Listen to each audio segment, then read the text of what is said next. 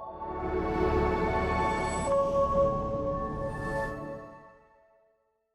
started this Substack called The Loneliness Project, and basically I was just interested in why, despite having a lot of friends, I still felt lonely. Is it weird to always be like observing yourself like that? Nobody has ever asked me that question. Yes, I did it.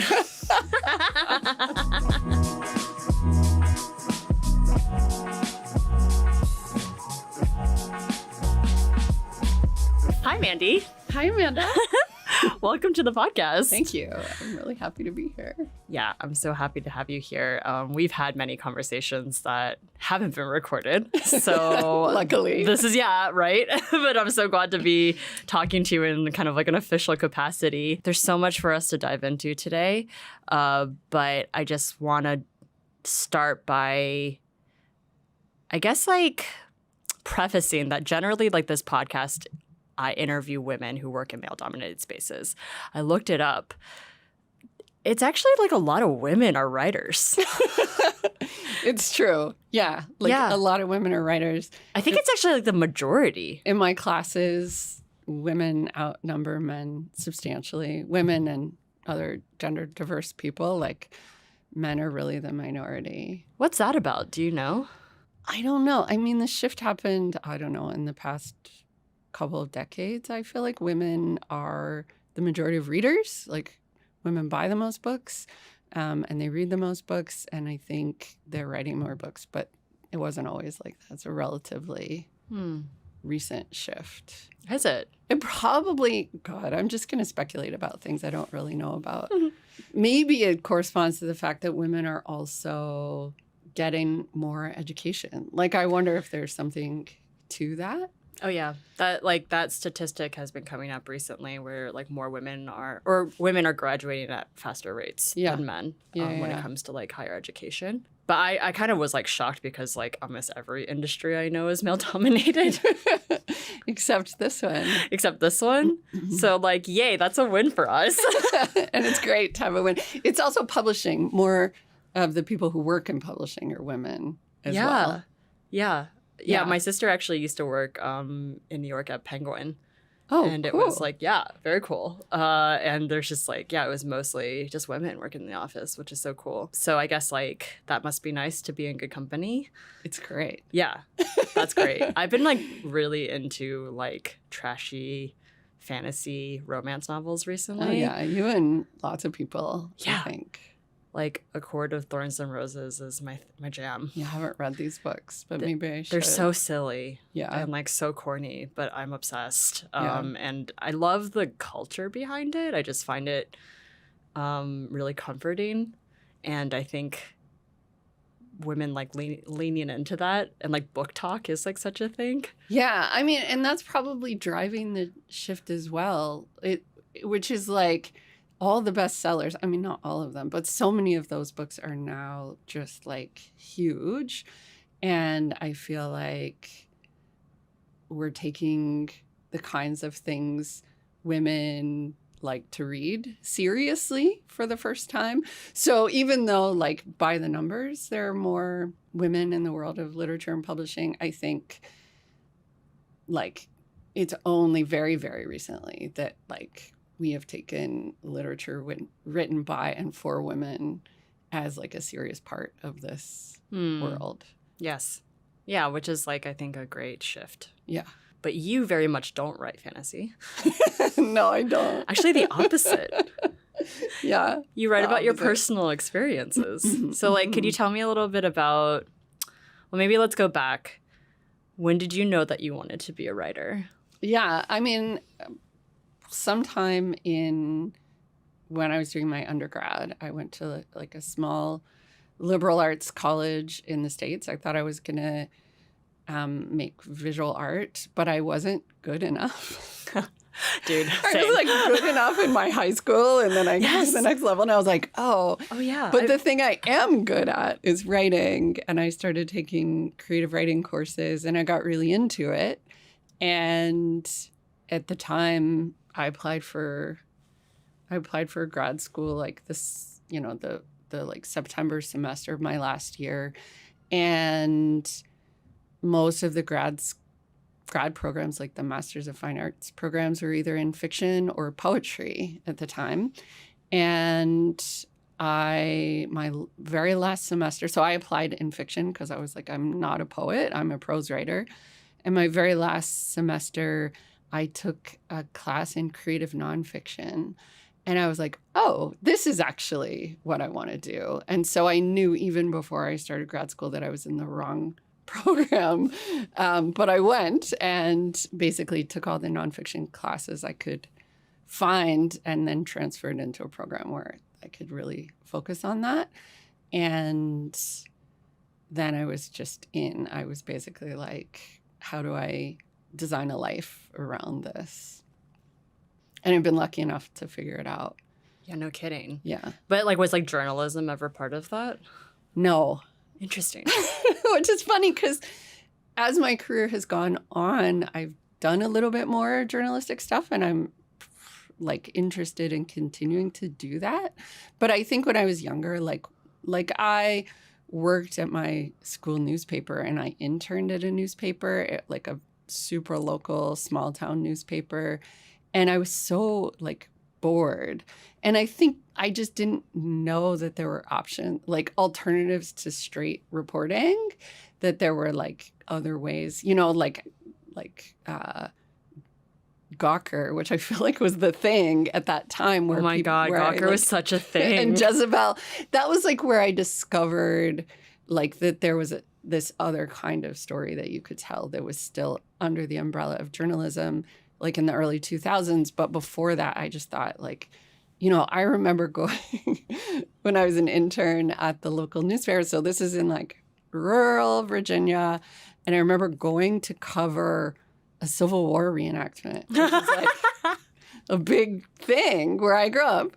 And just being fascinated by the like culture there and feeling like I had no capacity to write about the actually interesting parts of that, like the guy who's sitting at a table selling his self-published book about how the South actually won the war. Like it was like there are interesting people here, and there are these counter narratives, which actually now I think feel less fringy, but at the time felt super fringy. And I didn't feel like I was allowed to write about that for, my small town newspaper. And so now, like, I think if I had known when I was younger that, like, there is a way to write about those things and let your voice be part of the story, and it's not just, reporting the facts, that there's space for, like, more reflection and analysis and bringing in personal experience, then maybe I would have gone to journalism school. But yeah, I suppose, like, journalism has never been marketed as a way to express lived experience. Yeah. But that's totally a thing.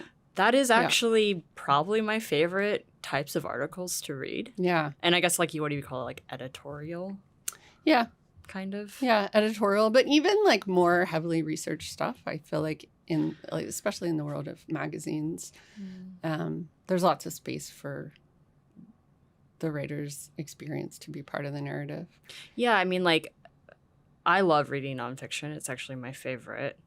And I think a lot of the people that I do like to read, like Brene Brown or Emily Nagoski or any of those people, like, they are writers, but researchers at heart, but they never call themselves, like, journalists. No. Yeah. So that's interesting to me. I think probably because most of the research they're doing is their own, or they're doing their research combined with other people. So they're not just reporting.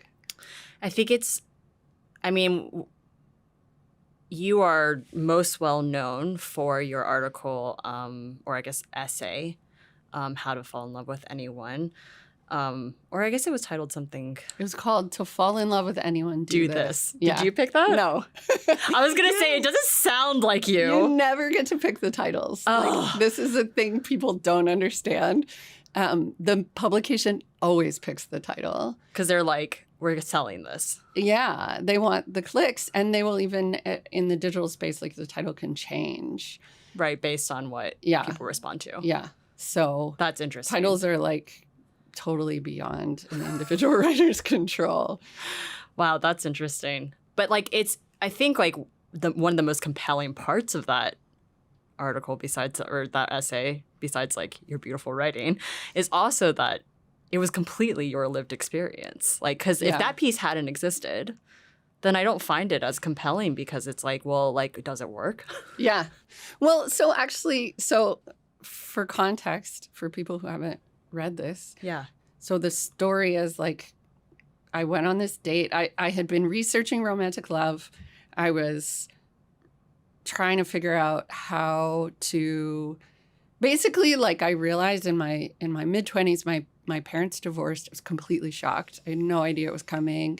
And I was in this long-term relationship that I was really waffling, like, should I double down on this and make it work, or should I cut and run? And I couldn't decide. And I really felt like, oh my gosh, I thought I understood love, but actually have no idea. Like I have, it turns out that all the sources of information that I have about romantic love are like the rom-coms that I grew up watching, Disney movies, and my parents' and grandparents' love stories. And all of those stories are like a little bit problematic. Oh, 100%. And so I was like, I need to rethink this. So I was like, at the time I was teaching like intro to academic writing. And I was like, I'm always telling my students, like, anything can be a research paper. I'm going to turn this into a research project. So I just started like trying to find anything and everything that I could find about romantic love to try and see it in a different way. So I was looking into like the sociology of storytelling and love stories and the sort of what is happening in your brain when you fall in love. And I was just like, what different like social psychologists, how are they thinking about love? There was just like a ton of interesting research out there. And so one of the things that I came across was this thing called the Fast Friends Protocol, which is now, I think, known as the 36 questions to fall in love. And basically it was like these social scientists had designed these questions. They start out pretty casual and they get more intimate as you go along. And basically they had tried to decide if they could create romantic love in the lab.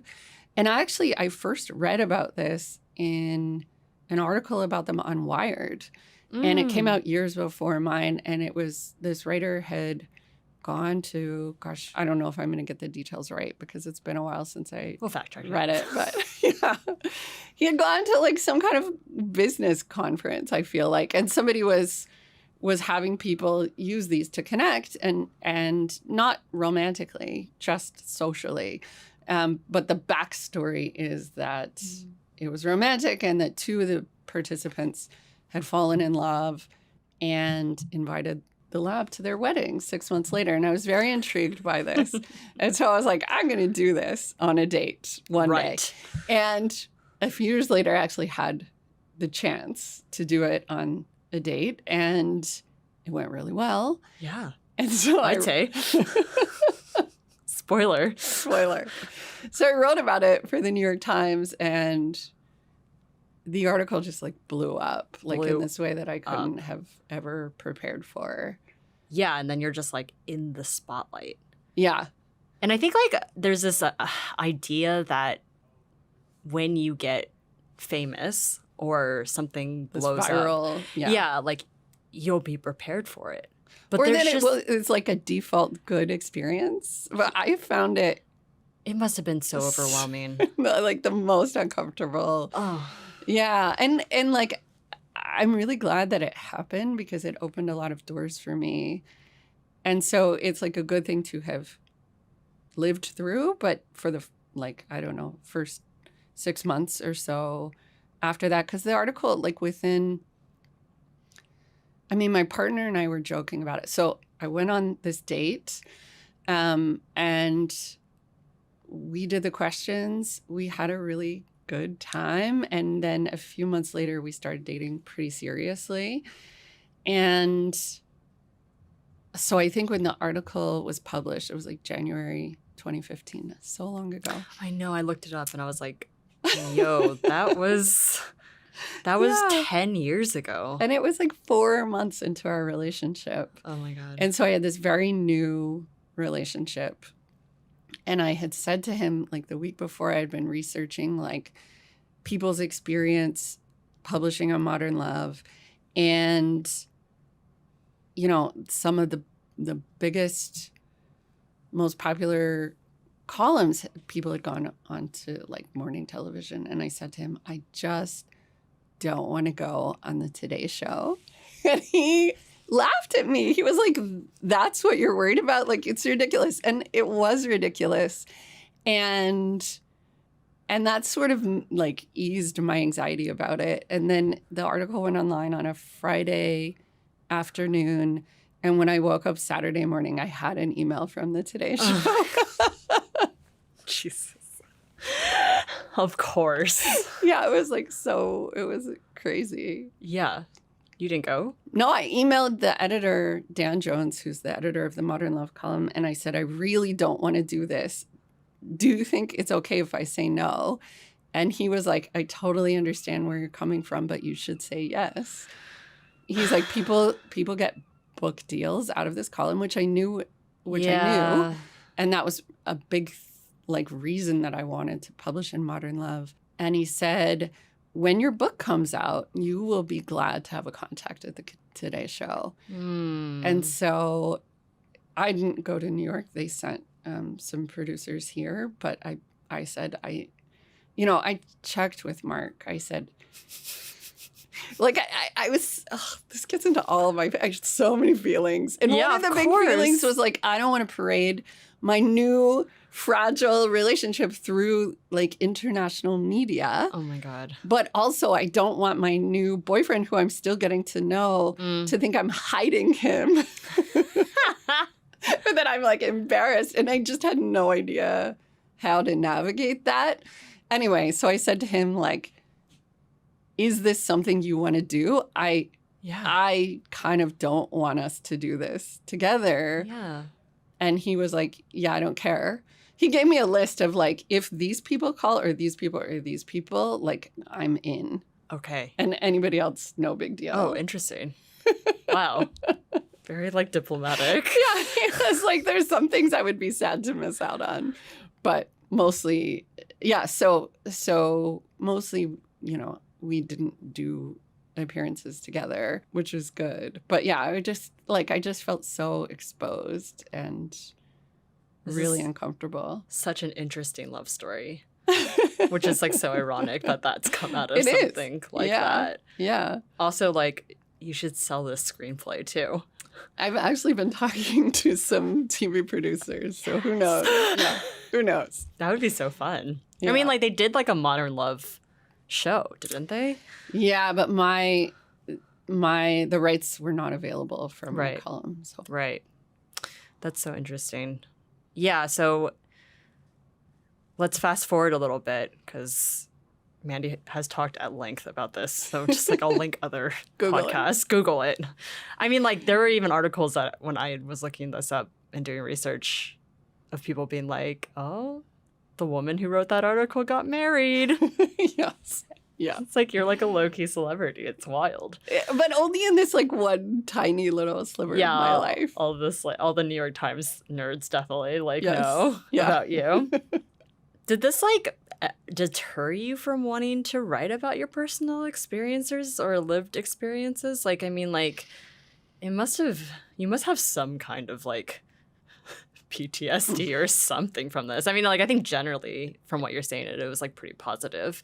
Yeah. But at the same time, like, you don't strike me as like a public facing person. So like it must have been like a bit traumatic. Yeah, I don't consider myself a super public person. I was thinking about this recently because I was reading some recent hot take on Substack where a writer was saying basically the only way to sell anything in this particular moment in the media is to create a parasocial relationship with your readers. And I was like, well, I really missed the boat on that one. Because you're like, I have zero interest in this. I had my chance and like immediately freaked out and did not double down on whatever opportunities that opened. But no, it didn't freak me out it didn't deter me from writing about myself. I knew that was something that I wanted to do, but not because I think my life is like super interesting.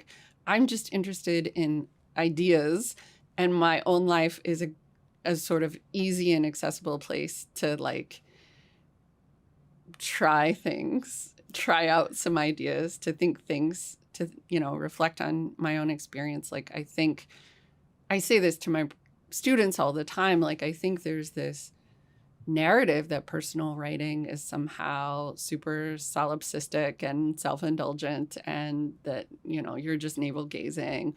And, you know, number one, like, what's wrong with navel gazing? Like, why not reflect on our own experiences? Like, I think it makes us, not to sound super lofty about it, but like better humans in some ways. Like a little bit you're of like self-aware. Yeah, self-aware. Serves most of us quite well. Agreed. But I also think personal experiences is really just like an invitation to someone else to sort of empathize with an experience that we haven't had or couldn't have. And as a reader, I'm really drawn to hearing about other people's lives and their experiences, because I think we're inherently social, and we're naturally curious about one another. Mm-hmm. And so I'm perfectly comfortable to use my own life as an entry point to write about things like, how does love work? Mm-hmm. And why do you fall in love with one person or another? And like, I'm,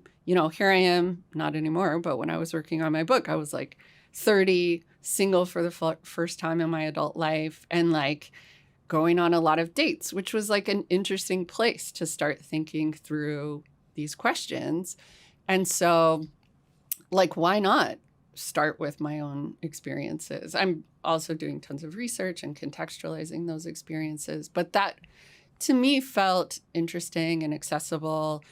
The thing that it did sort of like scare me off of was having other people write about my life. Yeah, no kidding. Because when I'm doing it, I'm in control of the narrative, and I decide what goes in and what I leave out, and I'm sort of crafting the feel, the tone, like all of those different things. I'm using, you know, my own voice. And so, you know, I like that control. But what I found doing interviews, and not like this, but like where somebody would write about my relationship in print, was that I just felt deeply uncomfortable, and like I didn't have control, and that whatever narrative someone else wanted to impose was the narrative of the story. And that part I didn't love. Yeah, I mean, that is like, it feels like a little violating. I mean, I understand why some celebrities don't do interviews, because yeah, we should all learn from Beyonce, honestly. Yes. Never gives interviews. Yeah, I mean, and she sort of has the freedom not to, because she's famous enough. Because she's Beyonce. She's Beyonce, yeah. She can make those choices. It's like the writers who are not on social media. I'm like, yeah, if you're Zadie Smith, you don't have to have a Twitter profile. Sure. Great. So true. I don't know, like, I also took some writing classes in school. I studied filmmaking. Yeah. And I loved writing scripts, but I also loved creative writing. And my teachers were always just like, write what you know. Yeah. That's it. And like, I mean, like, it made a lot of sense to me. So a lot of my scripts that I did write with that were fiction were like whatever I was studying in tandem to that, because I went to liberal arts school. So like I was taking like a punk music class, and so I wrote a story, like I wrote a script about like a punk rocker. Oh, nice. Yeah, because I was like, I know now, because like I'm like in it. Yeah. You know? So I mean, to me, like, I super relate to like why you would write about it. And then it's something that everyone can relate to, because we're all human and we're all like having this kind of shared experience. Yeah. Like, I'm just very curious about what it's like to be inside someone else's mind. I feel like it's like, I have access to this brain, and that's fine, but sometimes it would be nice to get away from it. And this is what I love about the personal essay as a genre, which is like you get to live in someone else's head for a while. And to me, that is like pleasurable, just to like see how other people think. I think a lot of people are curious about that. Yeah. I mean, being John Malkovich is like a great example of that. That's a great example. Okay, so yeah, let's fast forward a little bit. So that happened. That happened. That happened. A decade ago. A decade ago. And then, I mean, you must have been like, okay, what now? Well, no, the what now was like, I want to sell a book. Yes, Yeah. of course, which you did. And I did. And that was really the best thing that came out of that experience. Like whatever discomfort. Not Mark. No, Mark came either way. That's too. Of course. Of course he's the it was best. Mark. We can edit it out. No, it's fine. It's totally fine. He's a very good sport, which thank goodness. Yeah, thank good. I mean, you kind of have to be. So, okay. Book deal was great. Well, just in terms of the attention, yeah, it was like finding an agent and an editor, which is just this thing I'd been like working so hard toward, and suddenly I had access to these people, and that was exciting. Yeah. That's so dope to have a book. Yeah. I mean, it must feel like crazy just to be like, oh my God, I did it. I did it. Yeah. At the time, I just like, it was funny. Like I rock climbed a lot then. And after I sold the book, Mark and I went on this road trip to California, and we were climbing along the way, and I became really scared. Like rock climbing's, as you know, scary. Yes. But it was suddenly like I couldn't take risks climbing because I was taking this huge risk in my personal life. And like I wasn't aware of this on a conscious level. It was like later I was able to make sense of it. But it was like I was doing the thing I wanted to do for like my whole adult life. And I was like, I can't die. Not that I was doing like super risky climbing, but it was just like suddenly I was incapable of taking like both kinds of risk at the same time. Your like capacity for volatility or risk was low. Yeah. Yeah. That makes sense to me. Yeah. But at the time you must have been like, what the hell is happening? I was like, why am I so scared all of a sudden? And then I was like, oh, yeah. That's what I say to myself when I have too much coffee. Why am I scared all of a sudden? It's the same feeling. Same feeling? Okay, cool. Good to know. Yeah, so that happened. And then you were like, okay, what's next? Was the book. And then, I mean, you've sort of researched and thought about a lot of different things since then. So I'm trying to think of like the best way to tell this. I mean, I'm just going to follow your life because I feel like that makes the most sense. So you and Mark, spoiler alert, still together. Still together. Yeah. Cool. Yeah. Which is so funny because I think people are like, oh, it worked. But People it's are also, like, oh, it worked. yeah, but at the same time, it's like, yeah, but relationships are so like, I mean, it's a choice like every single day, right? Like I'm stealing this from your TED Talk, but like, it's basically like it works because you guys work on it. And it's not because of like this like experiment. It brought you together, but it also kind of was like, you know, so I think there's like a misconception that if I just do this 32 question thing, then you're like golden, you're set. Yeah, and that has not been my experience. No, of course not. Of course not. I mean, that'd be wild if you're like, I attribute all the success of my relationship to those 32 questions. I mean, I had this really weird experience. So we have twins. They're about to turn 4. Yay. And when they were like almost a year old, I got an email from the people at TED. And they wanted to know if I wanted to make a course about love and relationships. And so at the time they had all this money and they were building this online learning platform. And then as soon as the course was finished, they basically like laid everyone off. And so now these courses, it's sort of like existed very briefly and then vanished. No way. Yeah, which is too bad, but also whatever, not a big deal. This is life. But I worked really hard on making this course. And at the time, you know, I'm trying to think about, it was called How to Flip the Script on Love. And it was basically about how to think about love in a different way and question some of the narratives that we get about how love works and is supposed to work, so that, you come out of it feeling more empowered and have more agency in your romantic life. And I was writing this. I was meeting on Zoom every day with these incredible team of people who just do this for a living. They make this they do this online education stuff. And so I'm putting together these materials at the same time that Mark and I are like not sleeping, like totally just exhausted from having 2 tiny humans in our lives. And we're not just like exhausted day in and day out, although we are, but like we have this incredible sleep debt from like the first year of their lives, and just like arguing constantly negotiating like who's doing what. And this was like the first big project that I took on after they were born. And it was just like everything I was putting into that course, I was immediately turning around to apply it to my life, because I was like, oh, right, I know this stuff and I've just like forgotten it. And it's so relevant because it's just like, it's so much work all the time. And like, it's good work. And I have a partner who is willing to show up and like collaborate with me, which I'm very grateful for. But like, it's not like you just find someone and you're golden. If only. If only. Yeah. Yeah. Flipping the script on love. Because in one of your talks, you talked about how the language that we use around love is strangely violent and like weird. Yeah.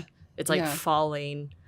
I wrote them like down. Heartbroken. Yeah. Love struck. My favorite is smitten. Yeah. Which is like the past participle of smite, which I think of like the book of Exodus, like, like the people being smited by God, like these plagues, like that's intense. That's an intense way to talk about a theoretically good experience. Which no one realizes because we're oblivious to it. It rhymes with kitten, so how harmful could it be?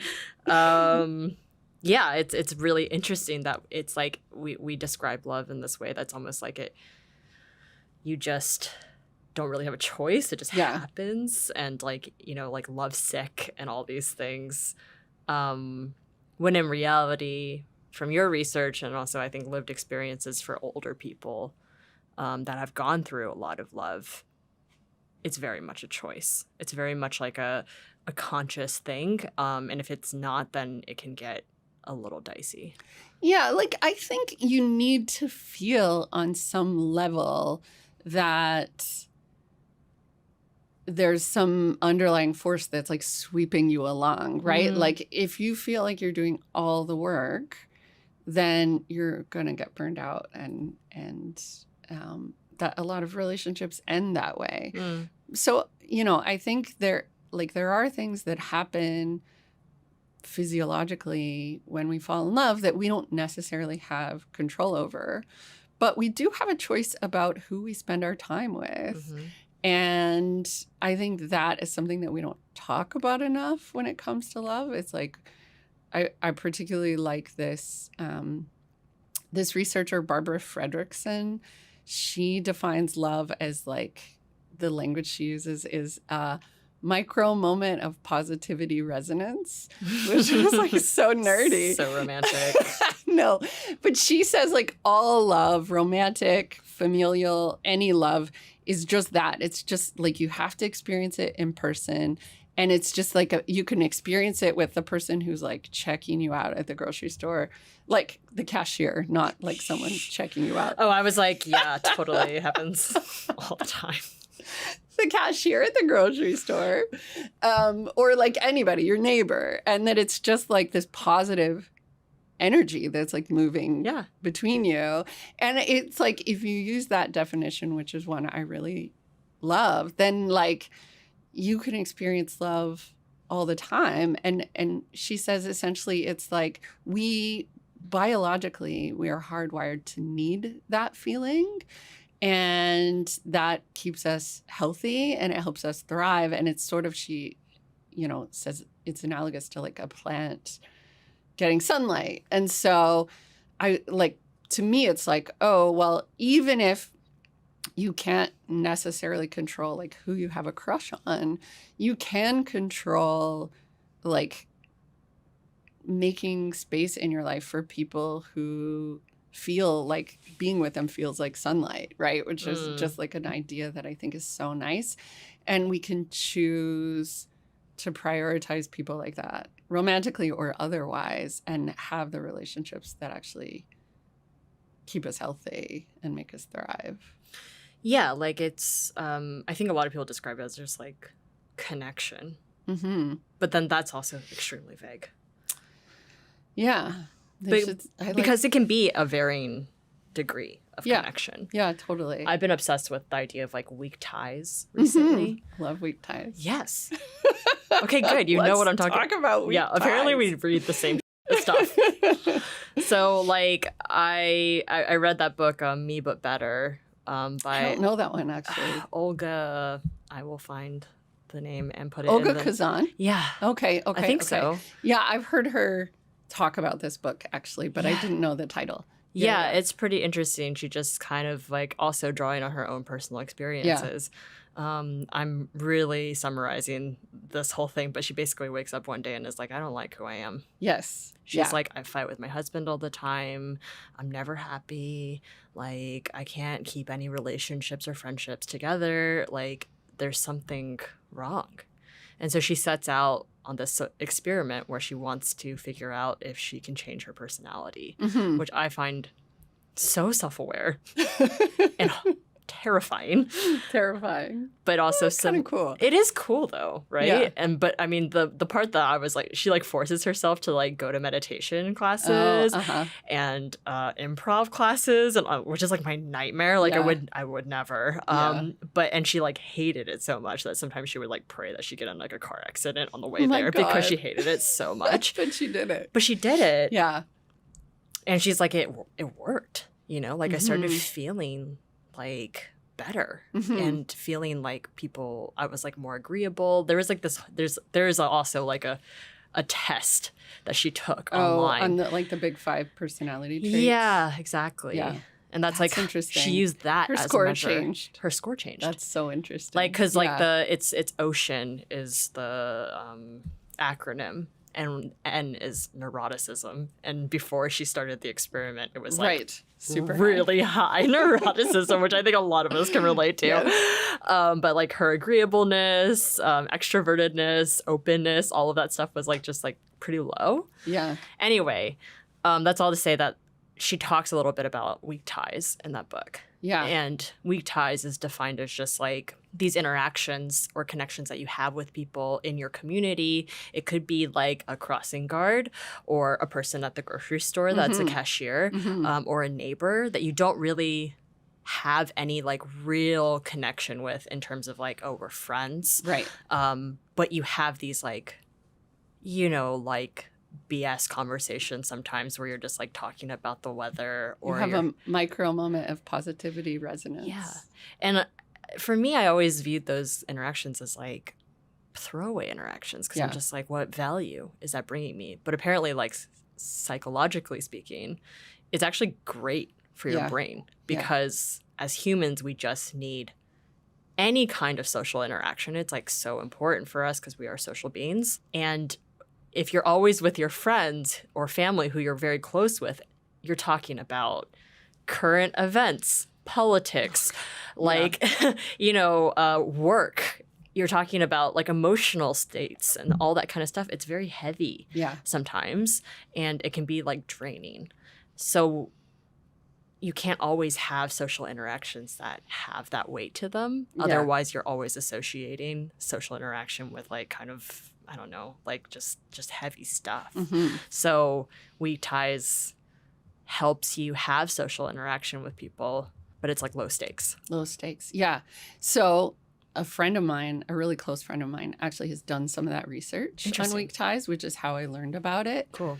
She really like has shaped a lot of how I think about interactions with other people. I mean, part of it is like when I was researching and writing about romantic love, halfway through that process, I was like, oh, I could apply some of these ideas to my relationship with like my mom or like the people I work with. Like this is research. Like one of them, an example is like, the Gottmans, John and Julie Gottman. Of course. Famous love researchers. So one of the big things they talk about is responding to bids. So if someone like asks for your attention, you give it to them. It's such a basic thing, but they've put some scientific language to it, which sort of helps legitimize it as something that matters.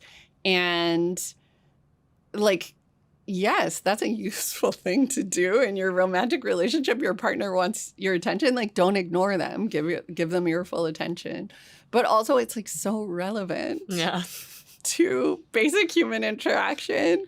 And so I started thinking about like how so much of what I was learning about romantic love actually could be applied to relationships, like in all aspects of my life. And so learning about this, like the value of weak ties, like even some of that research is like, even like they did this study, not my friend. So my friend is Elizabeth Dunn.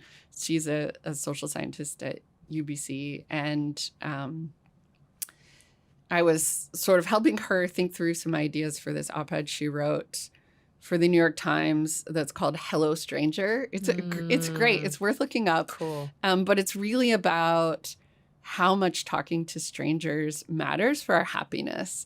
And like one of the things she talks about in that article is a study that asked people to make small talk with someone sitting next to them on a commuter train. And like, nobody wants to do it. Like, everybody's like, are you kidding me? Like, why do I have to do this? But, it's part of this research. So, they have people, they're like, do whatever you would normally do on the train. This is like their control group. And then they have their experimental group. And they're like, just strike up a conversation with a person sitting next to you. And the people who talk to a stranger, whether they were introverted or extroverted, were just happier. Like they were happier, and it didn't matter how much they did not want to do it. Which I was like, I don't want to do it. Surely that would not work for me. But apparently it does. And it's really like working with her on that and learning about romantic love and thinking about how these ideas apply has really like made me a more social person, because I feel like it's just my life is better as a result. And, I've been writing and thinking a lot about loneliness and social connection and kinship. And part of what inspired me to think about that is, so I grew up in like rural Appalachia, and there's a real culture of kinship there. It's a big part of like Appalachian identity, I feel like. And I think part of the reason is that it's this geographically isolated region. I mean, not as much today as it used to be, although some places are still quite isolated. And there's, with a history of like intense poverty, like resource extraction, like it's just been like people in the region have had a tough go of it, like since, since people settled there. And so I think there's this sensibility, which is like, we have to turn toward each other. This is like part of how we live. And so growing up, we, the neighbors took care of me and my sister after school until my parents got home from work. And like, we helped them in their garden. And like, my neighbor's granddaughter was our babysitter one summer. And like, her dad would come like mow the field in front of our house and take the hay to like use on his farm. And so there was just this like sort of mutualistic way of being with the people around you. And it was never like weird or burdensome to like ask somebody for help. And I realized like in my adult life here in Vancouver that actually I would like it really struck me. I used to live in this apartment building that had 8 units, and none of like of those 8 units, like I knew one person and everybody else would just pass me in our like teeny tiny hallway and not make eye contact. And I was like, are you kidding me? Like we see each other all the time. We live in the same building. And like it's not like a huge building where you're passing lots of other people. Yeah. And I was like, what is wrong with this city? And I had the same experience. Really? We grew up in the same region in the US. The South is very warm in terms of like people like it's very warm with their neighbors. And I grew up as a pretty shy kid, and that was fine because people would just talk to me. Like I didn't have to do any social heavy lifting. Totally. And here, no, I have to. 100%. Yeah, that has been my adult experience here too. Also, I know you're from there because you say Appalachian, right? Instead of Appalachian. Yes. That's how it's really pronounced. That is actually how it's pronounced.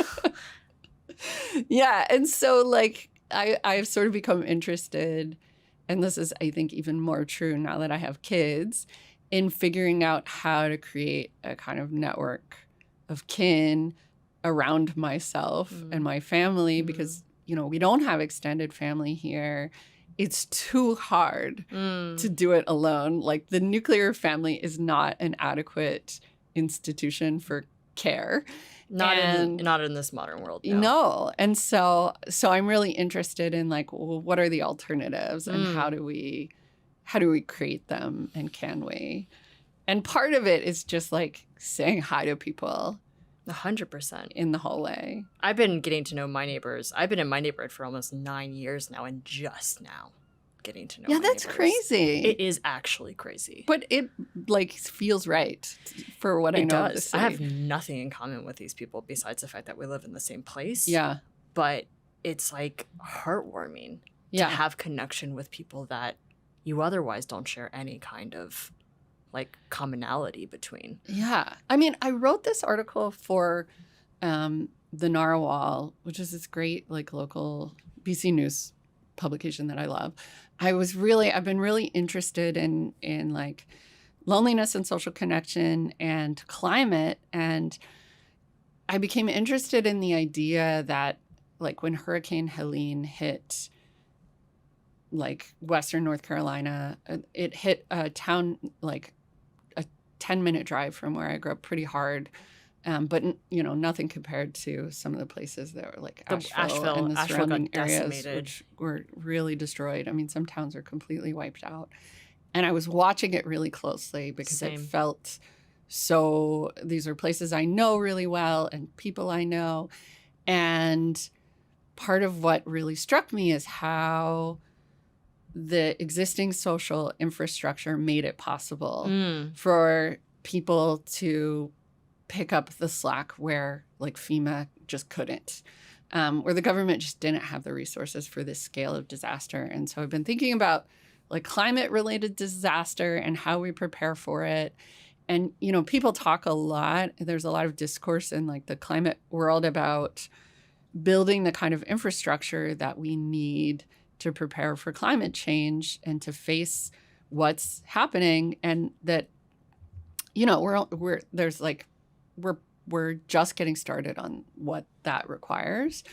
But I hadn't seen many people talking about like building social infrastructure, which actually seems incredibly important too, right? Like neighbors, caring for neighbors is how people, it's like how we get through these 100%. Kinds of things. And so I became really interested in like, how do we build social infrastructure as a way to prepare for climate disaster, and maybe also to prepare for things like rising authoritarianism and all kinds of like, you know, we're in this like moment of real upheaval, and, you know, what do we have? Well, we have each other.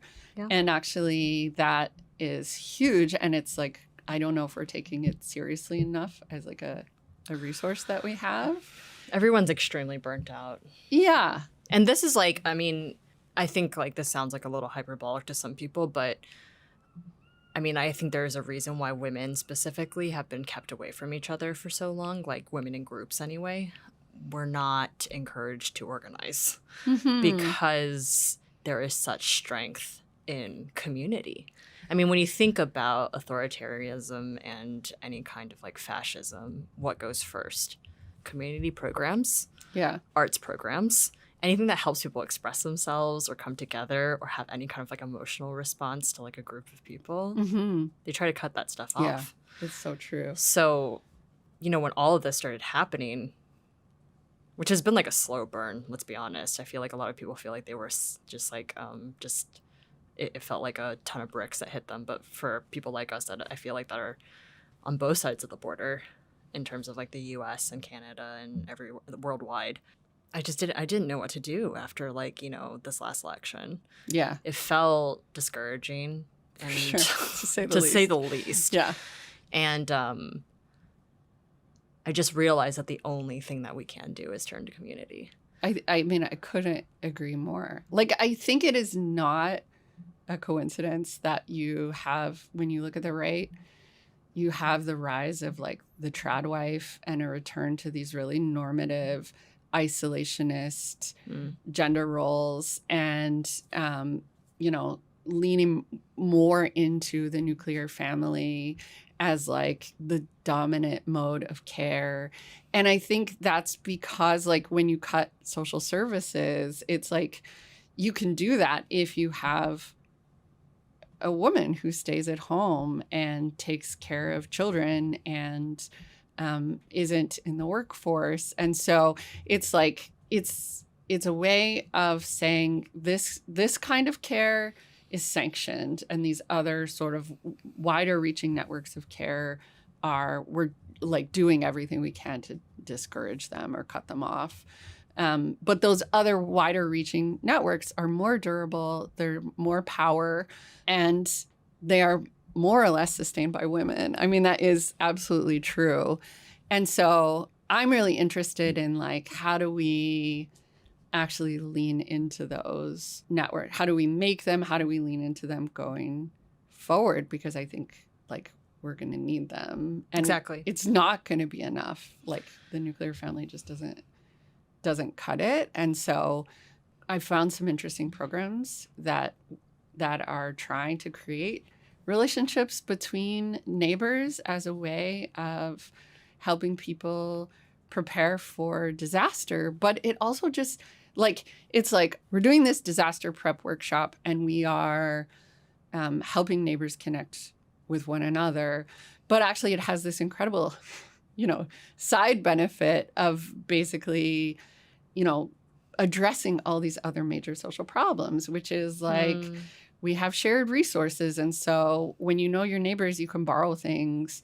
Like not everybody has to like get on Amazon and buy a drill. When you need a drill, you can just go next door and ask if your neighbors have one. Like there is like we can consume less and we can have like these informal caretaking networks when it comes to like childcare and like they're just all these, like I don't want to sound like super Pollyanna about it, but I do think like you can address multiple problems at the same time when people lean on each other more, when we reject individualism or overemphasis on the nuclear family. Yeah.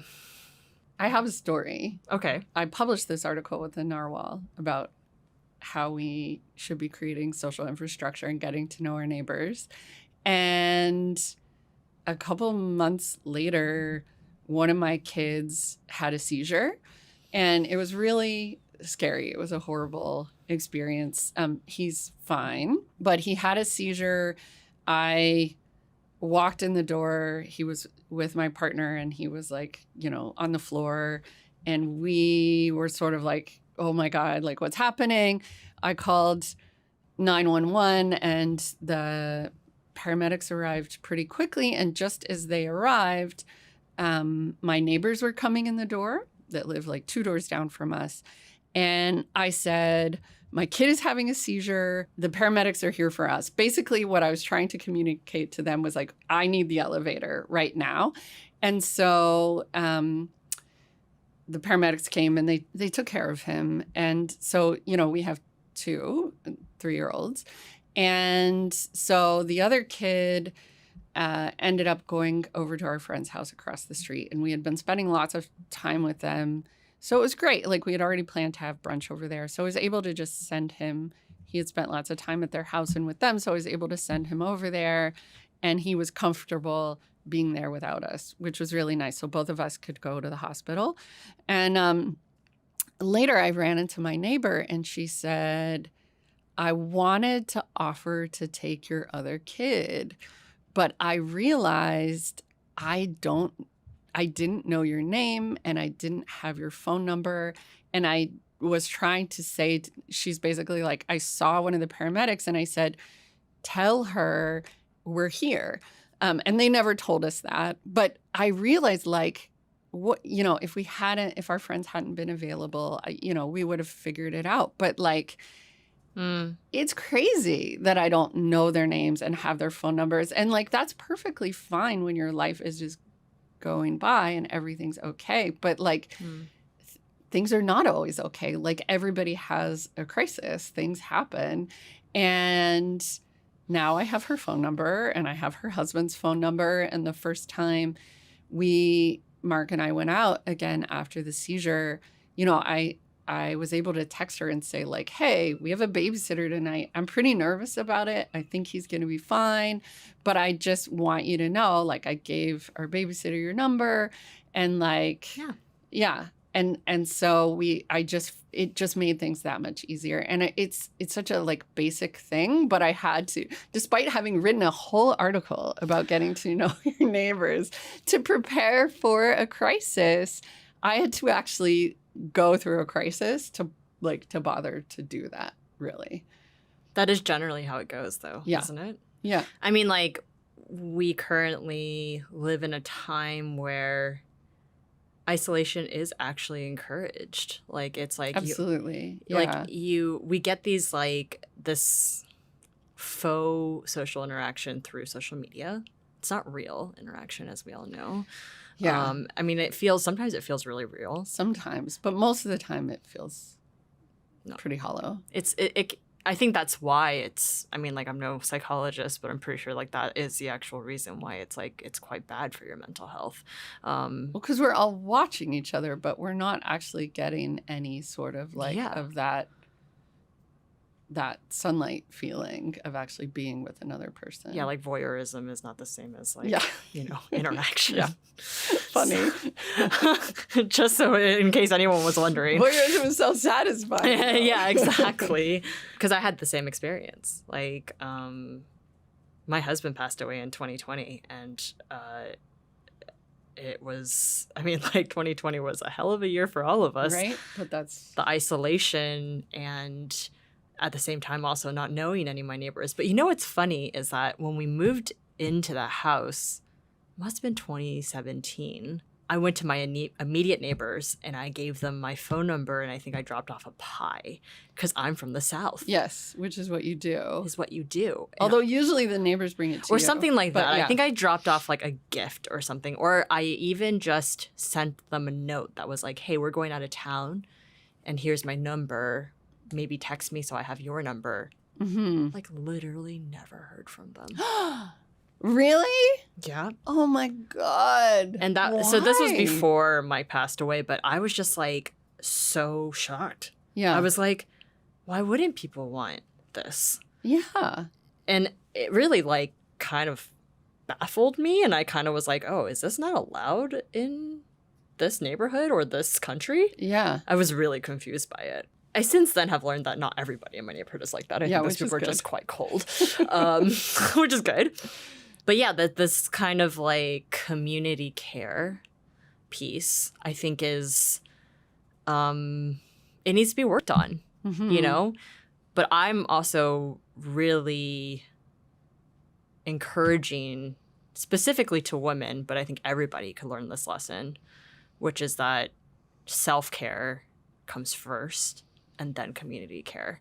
Because like what I'm trying to do through Bad Academy is to educate women through whatever they personally want to pursue and at whatever pace they personally want to pursue, so that they feel more confident and more at peace with themselves in order to go out and help other people, because we are such that's like interesting. we have such human giver syndrome amongst all of us. Sure. That like we will put ourselves first. We will put other people first. Right. Yeah.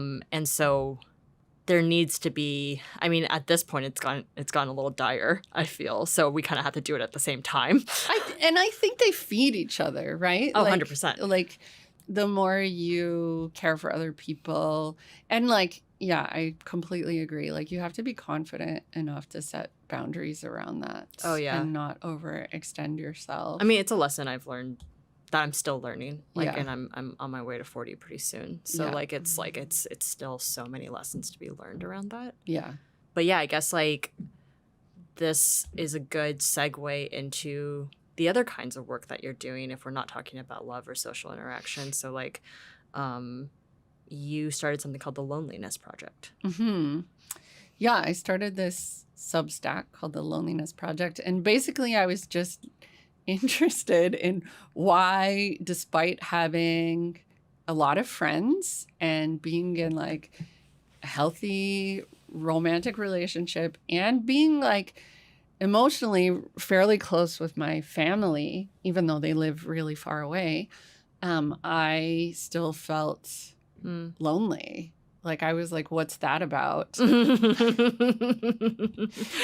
before you launch into that, is it weird to always be like observing yourself like that? That's such a good question. Nobody has ever asked me that question. Yes, I did it. It's great, Amanda. It's great.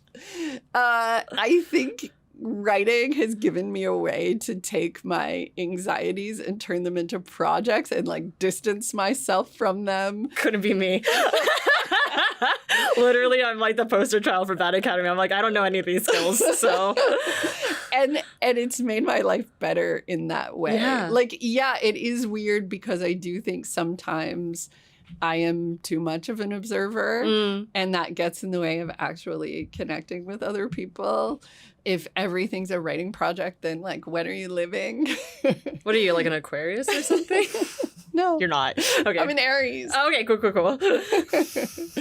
But I do think on the whole, like, yeah, I tend to over-intellectualize things that are emotional, but also like over-intellectualizing gives me some distance to try and deal with them. Yeah, I think it's like your way of processing, but it's really unique. Which is a nice way of saying you're really weird. That's fine. I'll take that. I'll take that positive spin. Anyway, back to what you were saying. Yeah. Well, anyway, so I was interested in what that was about. And I realized what it was. It was like I had sort of arrived in my mid-30s and I had the life that I wanted in many ways. Like I had this writing career and, you know, I felt like I, you know, was checking the boxes for like happiness and success. But actually it wasn't, like something still felt sort of hollow about my life.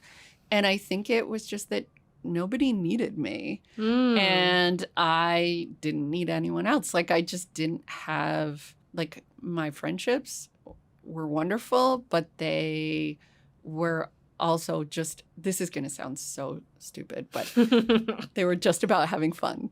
Like they weren't, like I was just living this life that was sort of, that really matched up with our, I think, collective definitions of what a good life should be. Right. And it turned out it wasn't that good. What is this, like, ways. You said 30s? This was your 30s? My mid-30s. I think that's normal. I think it is normal. Yeah. And like a midlife crisis, except like our technically our midlife is like, I don't know, like 45 now. Yeah. I'm almost there. So, yeah. But I think it just like, it turned out that there was something like my life was like frictionless.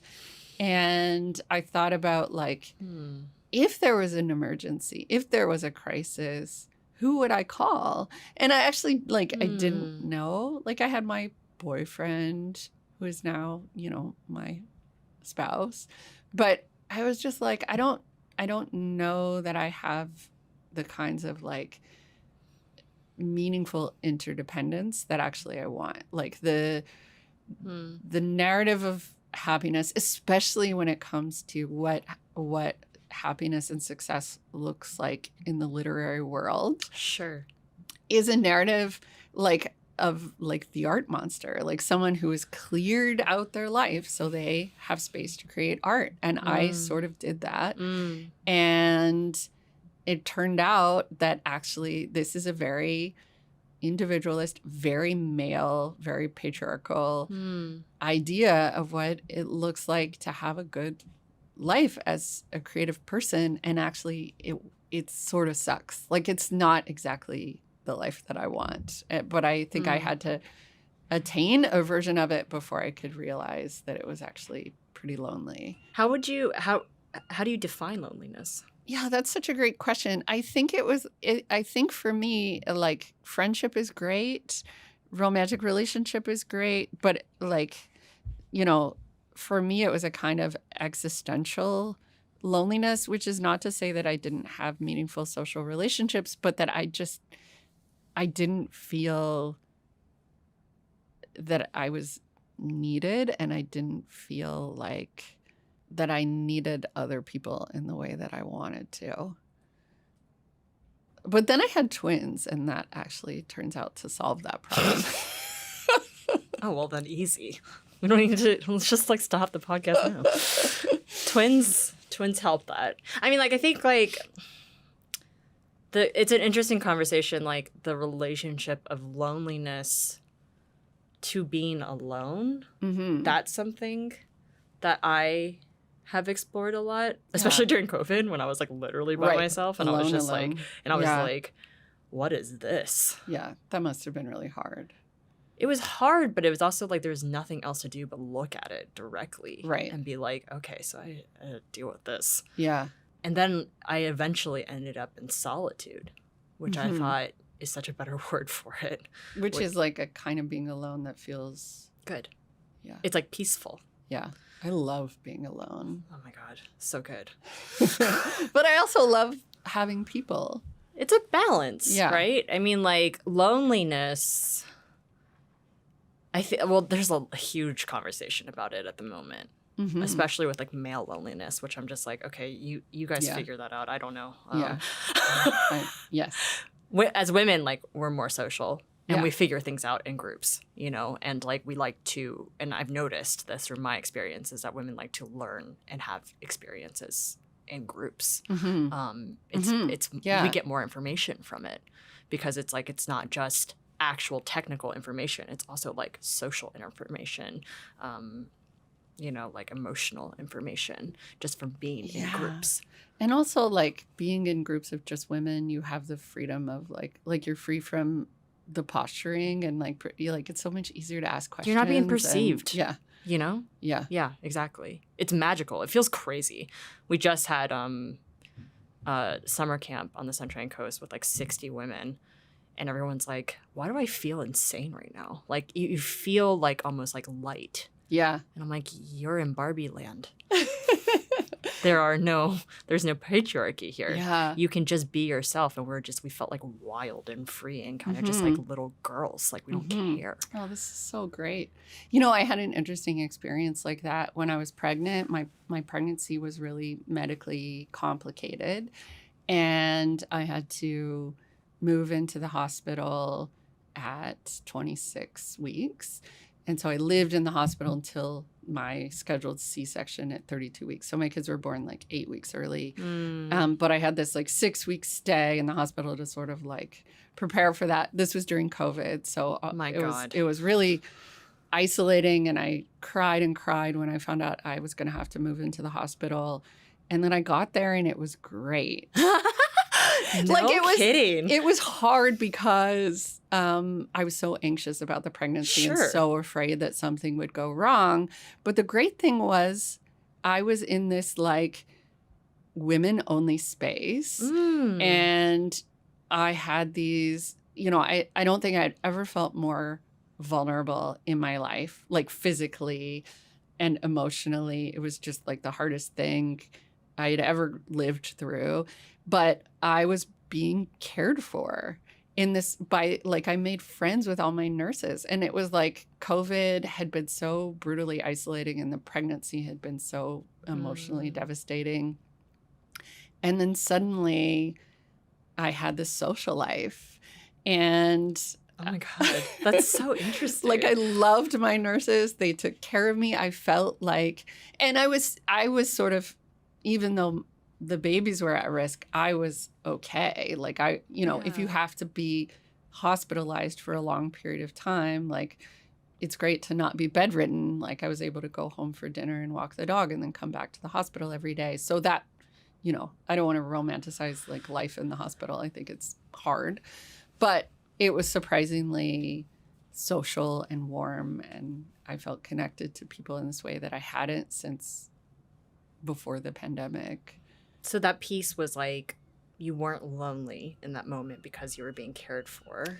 Yeah, and because the pregnancy, like it was so like there was a really high chance of losing one or both of the babies, and so there was a weird thing about pregnancy. Like once I became visibly pregnant, people would smile at me and they'd be like, "Oh, you look great," or "Oh, congratulations," and on the inside I was like terrified, and so there was this real like I didn't want to be like, actually it's not great, it's like awful, and I'm scared, and I didn't want to say that to people I didn't know very well. And so I was constantly like kind of faking my way through my days, and once I was in the hospital, like everybody knew, and like it was just like I felt like safe. Right. As safe as one could in the circumstances. So could we say that loneliness is a byproduct of feeling unsafe? Maybe. Yeah, sometimes. It was certainly isolating to feel one thing on the inside and for people to perceive the complete opposite on the outside. Like I'm going through the hardest experience of my life and everyone's like, how joyful, like how wonderful. Yeah. And then you don't want to be like a Debbie Downer and be like, no, nobody wants to be like, but they might die. These kids might die kind of thing. Yeah. Which is like, no one wants to necessarily hear that. / like, how are you supposed to have like a casual conversation about that? Yeah. Totally. Exactly. I get it. I mean, for me, I think I equate loneliness with belonging. Mm-hmm. Like you feel like you're supposed to, maybe that's also a piece of like you being in the hospital, was that like, you're like, I have to be here. Like, this is where I'm supposed to be. Yeah. Like, that I'm doing everything that I can. And everybody here is a nurse, so they know what my condition is and I belong here. Mm-hmm. That's interesting. I've never thought about it that way, but that was totally true. You're right. So, okay. So what is next for you, I guess, like is my... one of my final questions. It's not my final question, but like, I guess like you're working on the loneliness project like right now. Mm-hmm. Mm-hmm. Yeah. And I think I'm going to pivot that to be less about loneliness and more about kinship.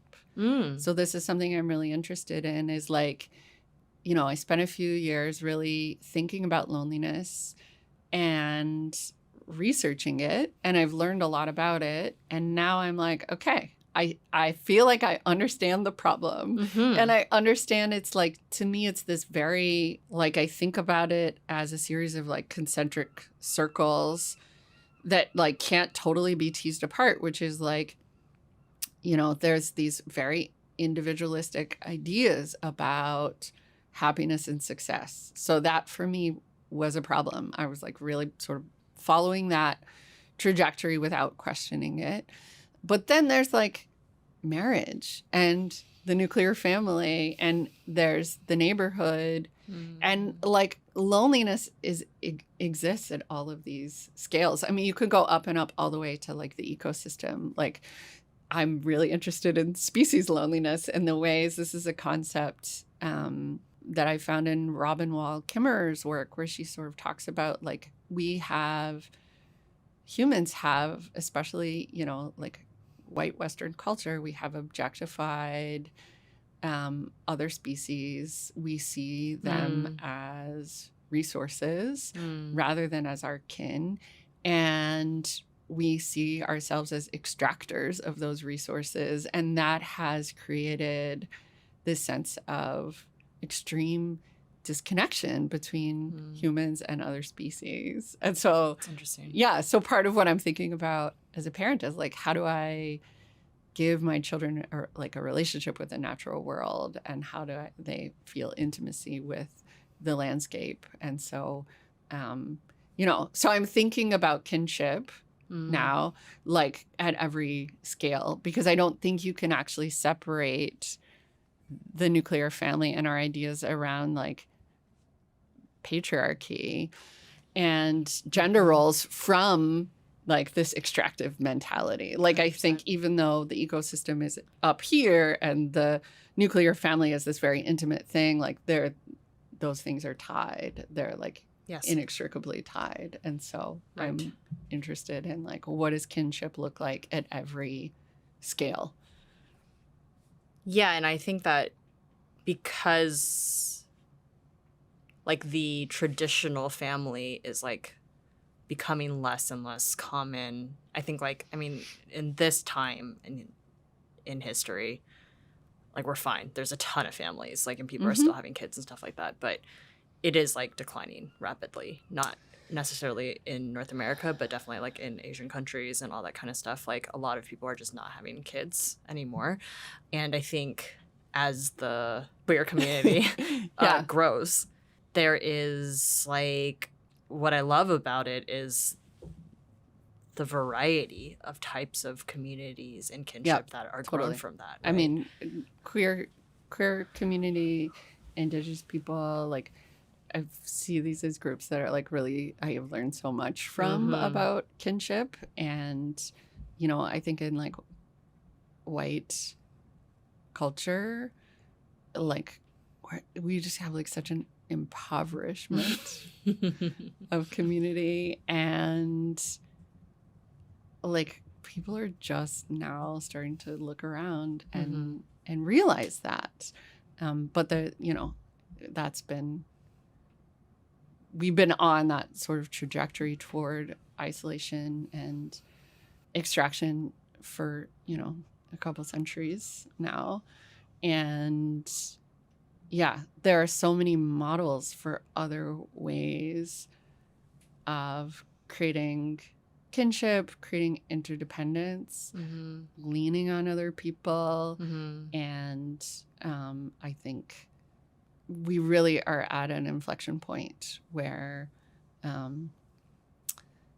people are finally starting to, like, there is discourse in the mainstream media about this sense of loneliness and isolation, and people are worried about it. But again, I don't know how much that's changing. Yeah, I mean, there's a lot of people trying to solve this problem. Like, Let's Be Friends is like an organization where people come together and try to meet people.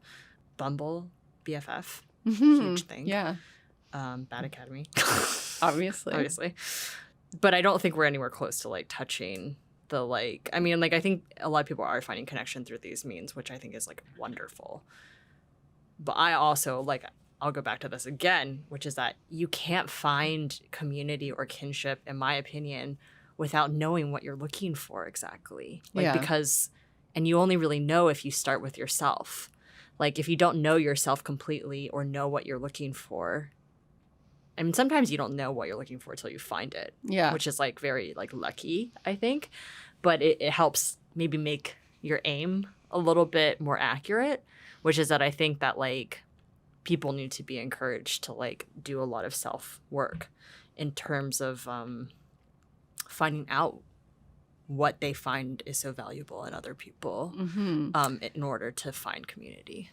I think it really requires a willingness to make yourself vulnerable, which is just very difficult. And I think in times where people are already really stretched economically, emotionally, we're burned out from the news cycle. Like, it's just very difficult to focus on connection over, the million other things that you could be focusing on. 100%.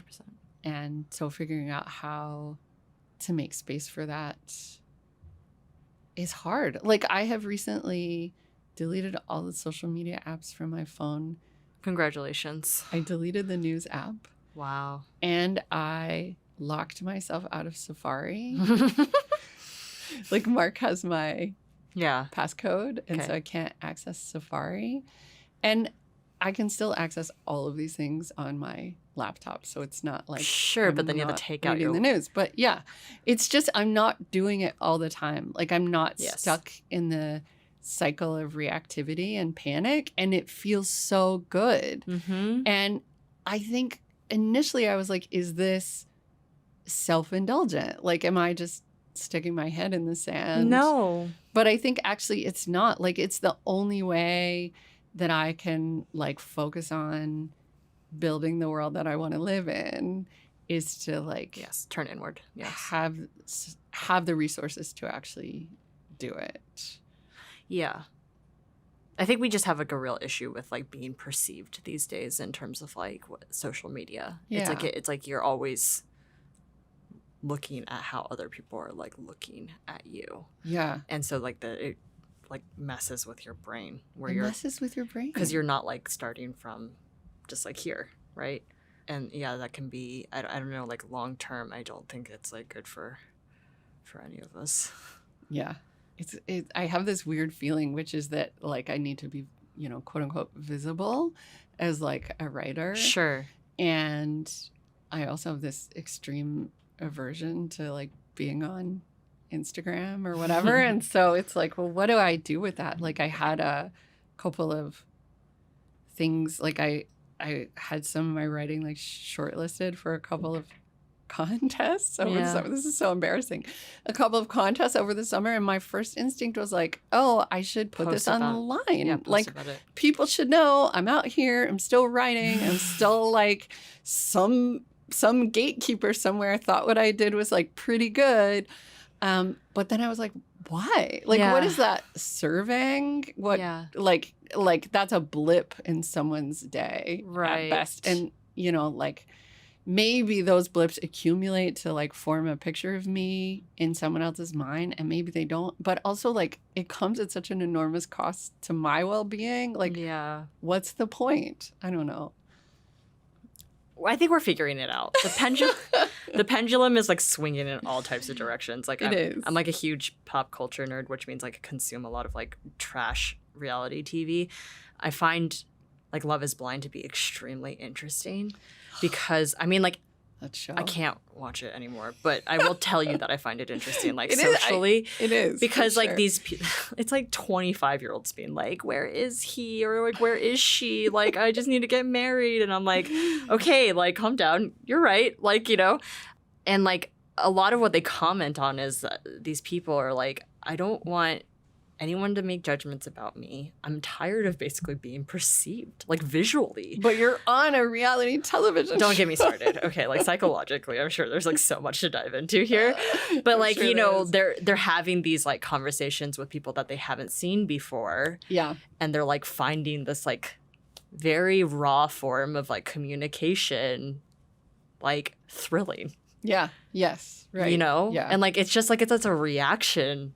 Like this show is a reaction to like just like the complete opposite side of the spectrum, which is that we're perceived too much. You know, like there's too much visual stimulation happening and people form their ideas and opinions, and then you land in a place that's very uncomfortable because you're like, it's messy. Yeah. And so like they're like, oh, let's start from the most basic thing. And then it gets cuckoo bananas because you marry that person. It's so insane. I watched one season of Love is Blind, and I was and you're just like, what the heck? was like, I can't keep going. Like it's too, it sucked me in this way that felt dangerous. I was 100%. Just like, I've got to cut it out of my life. It's like Jell-O is how I describe some of the content that like it's like trash Jell-O.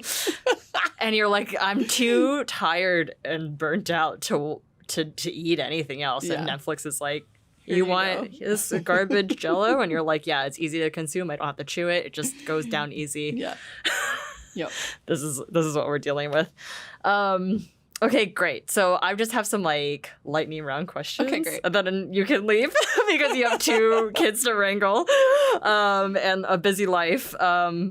So I do like to talk about money a little bit on this podcast Oh. because I find it to be like... Love talking about money. Oh my I gosh. hate it, but I think it's so important. I do too. Because I do want people to like walk away with like listening to these podcasts episodes with like not just like technical information, but also just practical information from people that have like lived life. So like, do you have like a rule for money? Anything like maybe you can remember from like your upbringing? Like, how do you deal with money? Oh God, I'm like, how do I answer this lightning round Yeah. style? Yeah, I'm a saver, not a spender. Okay. And I've been that way since I was a child. Mm. Like I did not spend my allowance unless it was like on one, like I bought a trampoline. I like saved up Excuse to buy me? a trampoline. As a in our child? backyard. Yeah, my parents were like, if you want one, you can buy one. But of course I didn't want to buy the safety equipment. So we had like no padding. This was like before there were the reasons we nets don't or let whatever, children buy right? I trampolines. know. My parents were like, great. That's so cute. But yeah, I'm a saver, not a spender, but also I'm like a creative person and trying to figure out how to have a creative life. So it's been complicated. Like Sure. for most of my 20s and 30s, I just worked enough. Like I was very privileged to have a teaching position that was flexible. And so I worked enough to pay my bills and didn't work anymore so Right. that I could devote my time to writing. So I didn't save very much for the first part of my adulthood. And yeah, I don't know. I never know how to talk to my students about the financial side of writing because it's such a show. And it's constantly changing and it's constantly becoming more and more difficult to make money as a writer. And I've been really lucky to make money from it, but I still don't think I could support myself from writing alone. So yeah, I mean, the thing I do say to my students, and so maybe this is the most relevant thing I have to share, is like, find a way to pay the bills that is flexible enough that you have time to do the thing that makes you feel like you. And in their case, that's writing. In my case, that's writing. Sure. Yeah. And if you're lucky, it could be the same thing eventually. You know, for a couple years, I tried to just be a writer, air quotes. Like I was trying to support myself through writing. And actually, I hated it because it made everything I wrote feel really high stakes. Sure. Like I just felt like every minute of my time had to go towards something that was going to pay the bills somehow. And it really took the creative freedom and pleasure out of it. And Yes. so I was happy to go back to teaching. I'm still trying to find the balance, though, between teaching and writing. I think that that's like nice to hear Yeah. because like I want people to be more vulnerable about the way they handle money because we just don't talk about it. We don't talk about it. Yeah. I wrote an essay for an anthology called Women Talk Money, which I highly recommend. It's such a great... We'll link it. Yeah, it's such a great book of different people talking about their relationship to money in all kinds of different ways. That's great. Okay. What is the best and worst advice you've ever gotten? Oh, God. You know, I think the worst advice that I've ever gotten was to not pursue writing. I feel like I hear this from every writer. To where not pursue a creative there's life. someone that's been Yeah. discouraging about Of it. course. And you're just Yeah. like, what the heck? Yeah. You know, rain on someone else's parade. Yeah. I think that's horrible advice to give to anyone, to focus on making money over doing the thing that feels life-giving to you. Yeah. And I don't think that means that the life-giving thing is going to also fill your bank account. But I don't, like, we don't have to be so binary about it. Totally. Yeah. The best advice I've ever gotten was probably, I think my favorite bit of like philosophy or wisdom is from Bell Hooks, who says that love is a verb.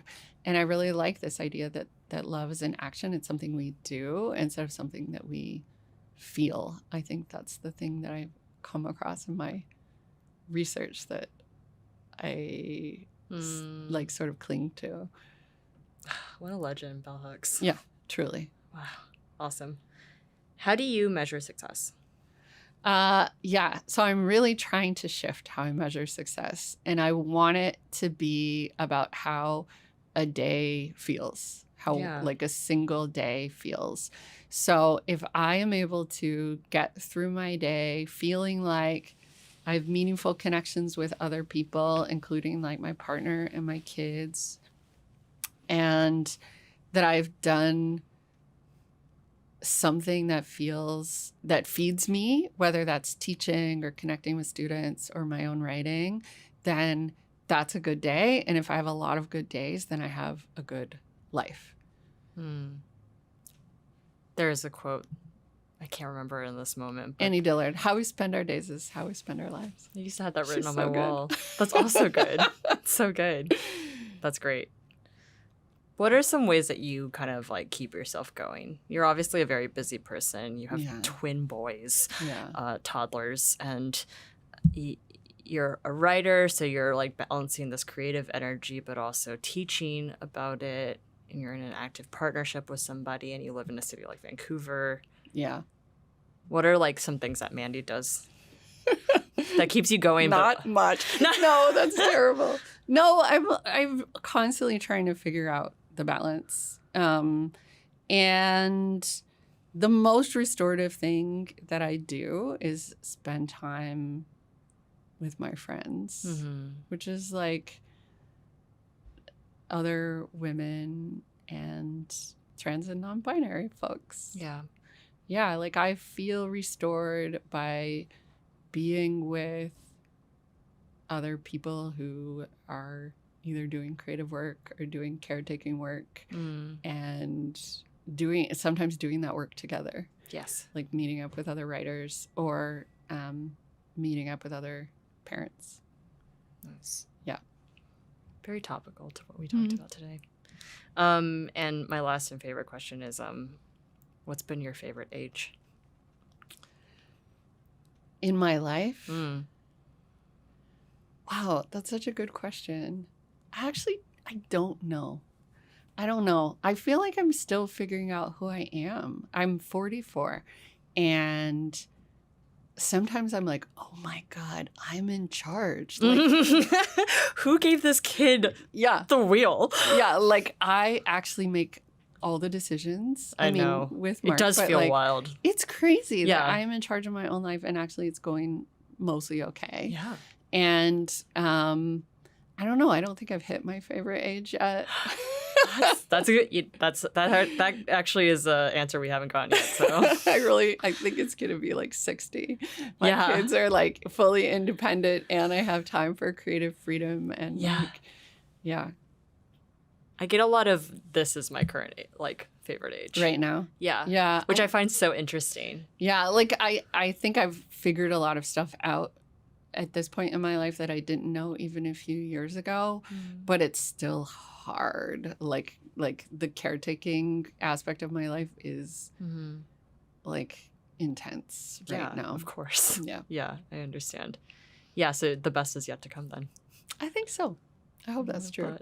Thank you so much for being here, Thank Mandy. you for having me. So nice having you. This is so fun. All right, we'll do another episode where we'll talk about money and being creative. Great. All right. Thanks so much, everyone. Stay Bye. bad.